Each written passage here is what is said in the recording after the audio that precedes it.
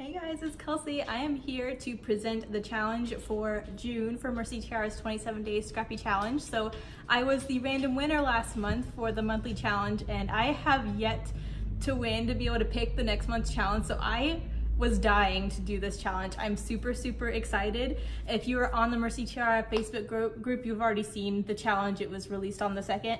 But I just figured I would come and do a little Harry Potter crash course. There are a few comments that people haven't read the books or haven't watched the movies or just not into Harry Potter. One thing I did with this challenge was I wanted it to be super versatile. So even if you don't like Harry Potter, even if you hate it, you can find a way to do a page with this challenge, and it doesn't have to be Harry Potter themed. I just wanted it to inspire you because seeing Harry Potter pages make me really happy. So I was dying to do this challenge to see what everybody could come up with. So I'm gonna go ahead and put the timestamp for my process video down here. If you don't care about this challenge, if you're not gonna play along and you just wanted to see me make the page, go ahead and skip ahead to the timestamp. Otherwise, stay tuned and we're gonna go over my challenge. So basically, I want you to do a page inspired by Harry Potter. It could be literal if you went to Harry Potter World, if you went to a movie premiere, anything like that that's Harry Potter. You could use Harry Potter materials and do an actual Harry Potter page. That would be awesome. I would love to see that. But if you don't have photos for anything like that, no Halloween pictures, anything like that, you could make it simple. You don't have to overcomplicate it. I didn't want it to be super difficult or to put people off because it was themey. So you could do something as easy as taking the colors or adjectives of one of the houses and implement it on your page. So I just figured I'd go through those really quickly in case you're not familiar. I just went to Pottermore, which is the official Harry Potter website, and I'm just gonna go through really quick what the houses are. That way if one pops out as a page, you can use it. So first off, Gryffindor, colors scarlet and gold. Icon is a lion, their mascot. And the adjectives are courage, bravery, and determination. So if you went to the zoo and saw a lion, you want to scrapbook the lion, has nothing to do with Harry Potter, do it, it'll count. So that would be great. If you just want to use the colors, if you just want to do a gold and red layout, that'll count. So that's Gryffindor. I'm a Gryffindor. I think my brother's a Gryffindor. If you want to find out what your house is and do a page about you and what house you were sorted into, Pottermore has the official quiz. So you can go to their website. I'll link it in the description. Second is Ravenclaw. So we have an eagle as our mascot. Colors are brass and blue. And the adjectives are wit, learning, and wisdom. So especially with everyone finishing school, people graduating, this is a great color scheme to talk about how smart somebody is. If someone graduated with honors, all A's, if you're just happy they graduated, do a layout with blue and brass, just blue if you don't want to do the brass, and there you go, you're good. We have Hufflepuff, which is for patience, loyalty, and fair play, also hard work. So anyone who's a hard worker, loyalty, if you want to scrapbook your best friend, colors are yellow and black, and the mascot is a badger. Use any part of that. Your page is good.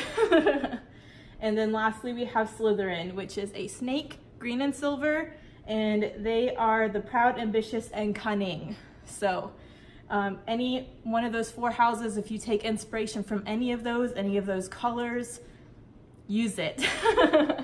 So there's that one. I did also want to bring up, we had a really fun challenge last month, or maybe it was 2 months ago, for the Secret Not Secret Kit Club party, and we were supposed to take one of the color schemes from one of the books and use that as our inspiration. So it didn't have to be Harry Potter themed at all. We were just looking at the book cover art and picking one that went good with our photos and using that as our inspiration. So I just wanted to show you mine really quick. I used the color from the Harry Potter and the Chamber of Secrets. And you can see my layout was not Harry Potter themed at all. It was for medieval times, but I just took the colors. I just took the colors to make my page, and you could do the same thing. It doesn't have to be Harry Potter themed at all. You could just look at Google all the books. I think Moira posted a picture of all the book cover art in the group. And if any of those colors speak to you, just run with that. So it could be super simple. I also want to show you, I'm wearing my Muggle shirt. So I'm gonna go through a few examples of the pages I've done. This was one of them. Super simple. I didn't do a process video because it was pretty simple. This was one of my warm-up pages for that party. I have a few old layouts here too that was before I even made process videos. So this was when we first bought The Fantastic Beasts, when it actually was out on DVD after we'd seen it. And I just have a picture of Billy in front of the TV, and so I just did this. I have a little Harry Potter flair, but I didn't use any like Harry Potter products. It would just, I mean, constellations and blue night skies always read Harry Potter to me, gold stars. So something like this would be really easy to do. This one, again, no Harry Potter products, no really Harry Potter colors, but again, it's me watching Harry Potter with Billy. So again, super easy. I call it hashtag Potter Dog. So there's that one. This one is definitely not Harry Potter themed at all. Me and my mom were at the Portland Zoo and saw some lions. So I put lions on here. I wasn't thinking about Harry Potter at all. None of the colors of Harry Potter, but there are lions on here, so it's counting. So you guys can use this challenge for literally anything. And then I also did one for the Confessions of a Scrapaholic's Hop, using one of her cut files. And this was Harry Potter themed. This is my awesome birthday present my sister gave me that I scrapbooked. But I didn't use any Harry Potter products here at all. I used this brick paper, which always reads to Harry Potter. Stars always do. So again, constellations and some gold. But yeah, that's another Harry Potter inspired layout. So anything like that is good for the challenge. A person's randomly picked from all the participants at the end of the month. They win something from Moira and they get to pick next month's challenge. So I'm really excited about this one. I've been dying to do this challenge for a really long time. I've been playing along with this group for a few years now, doing all the monthly challenges. And I was like, if I ever did win, what would my challenge be? And like over a year ago, I was like, it's gonna be a Harry Potter themed challenge. So I hope you guys are excited about it. I hope people who are into Harry Potter still find a really inspiring way to use it. But yeah, I'm gonna jump into my process video for this page, so I hope you guys enjoy. Bye. Okay, so I'm starting with the cut apart sheet. This is the Wizard World collection from Color Play. So this is the first time I'm actually using Harry Potter themed specific products.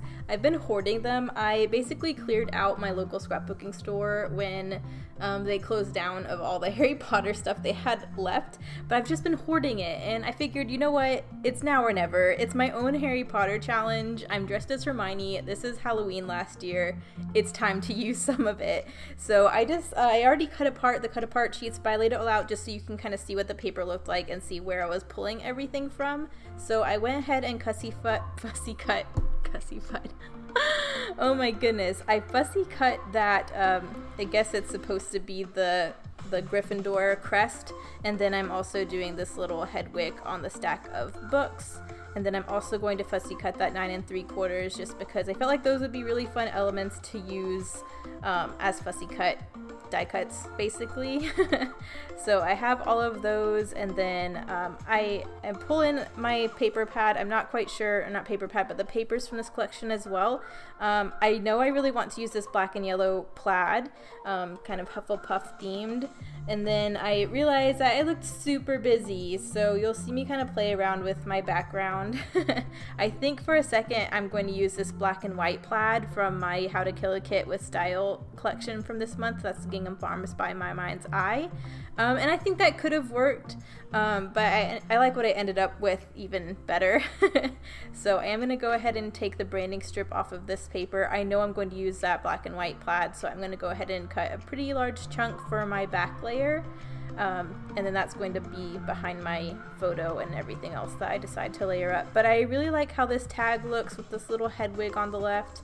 I decide to map my photo in this blue and white Hogwarts crest icon. It's not really the Hogwarts crest, but that little H.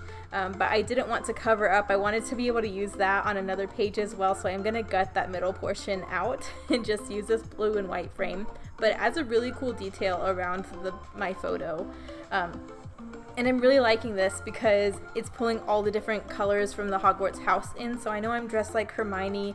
I don't have an actual Harry Potter cloak or anything, but I do have a time turner and Hermione's wand, so I was wearing those, and then I had a red cloak from when I was Red Riding Hood one year, so I just wore that. I know that's not what the Hogwarts cloaks look like, but I have the red in the photo, and I'm a Gryffindor, so I kind of have it represented that way. But I have the green layer, the yellow layer, and then that little blue layer around my photos. So I really like how all the colors from Hogwarts are represented. So I'm just layering up a few things. I'm adding a little doily scrap behind the tag and this little Gryffindor house crest. And then the B-side of this Hufflepuff plaid is this little Harry Potter broom, like flying on a broom. So I'm going to use that as a large banner behind those photos. I thought it was really busy to use as like a huge chunk, but I think it looks kind of fun as this big banner coming out of the side. So I'm going to use it that way, and I am gutting everything just because I don't have any more of this collection after what I have left from here. So I'm making sure I can save everything. I did just cut that twine down a little bit so it wasn't too long, but I'm gutting everything that's hidden, gluing everything down. And I'm really liking how it's looking. I really liked this I solemnly swear that I'm up to no good. I really wanted to pull that in, but I couldn't find a way to, so it'll be used on another Harry Potter page at some point. I already really like that I at least got this head wig with the stack of books and this Hogwarts crest on here, so I figured I didn't need to pull in every single cut apart as much as I really wanted to. But I'm gonna go ahead and get this stuff glued down.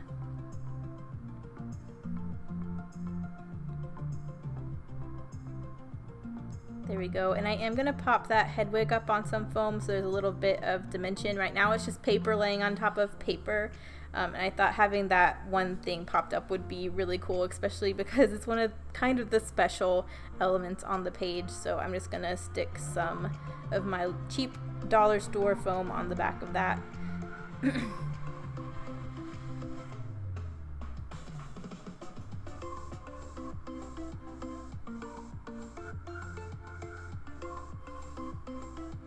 There we go. I'm just kind of piecing it together.